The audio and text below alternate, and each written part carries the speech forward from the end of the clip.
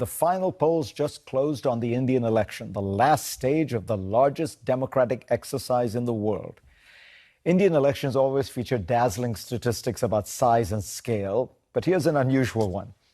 According to data released this week, almost 20% of the candidates running are facing criminal prosecution. That's right, nearly 1/5 of India's potential parliamentarians are accused of a crime, according to the accountability watchdog, the Association of Democratic Reforms. Now, many of these are not jaywalking or parking violations. They include murder, attempted murder, kidnapping. The proportion of candidates who are embroiled in criminal cases in India has steadily increased since 2009. But what is really shocking is not that such candidates are emboldened to run for office, it's that historically these suspected criminals tend to win. Almost 1/3 of the lower house's current parliamentarians are accused in criminal cases. In the last 3 national elections, on average, candidates accused of crimes have been almost 3 times more likely to win. Those are the findings of the recent book, When Crime Pays, by the Carnegie Endowment's Milan Vaishnav. Now, I should be clear, criminal prosecution is not conviction, but Indian courts are so backlogged, trials can drag on for a decade or more. Justice in India is slow-moving, and convictions are perennially deferred. The larger message is that India has long had a tradition of mixing crime and politics. Now, why does this happen? India is fragmented by its caste system, and in the past few decades, long oppressed members of the lower castes have been gaining some power and voice.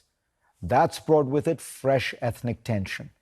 Vaishnav and his peers did a survey of 68,000 randomly selected Indians in 24 states and territories in late 2013. They measured Indians' ethnic bias against how likely they were to support candidates facing serious criminal cases. They found that in places with a high degree of ethnic tension, people were much more likely to support the accused in politics. You see, it seems that the more threatened Indians felt by the power of other groups, the more likely they would be to vote in a strongman from their side who might have run afoul of the law. This is a clear case of tribalism trumping the rule of law. Voters may know a politician breaks the rules, breaks the law, but there's a perception that he does this for their side. Does this sound familiar? A majority of Americans believe that President Donald Trump committed crimes before his presidency, according to a Quinnipiac poll released this month.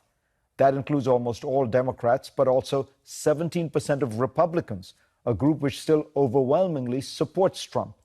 In March, 1/3 of Republicans thought Trump was probably guilty of a crime before he became president. Perhaps some of those voters look at Trump the way Indian voters look at their leaders. He may be capable of doing bad things, but he'll fight for them. Groupthink and tribalism can undermine the rule of law in a poor country like India, or even in the richest land in the world.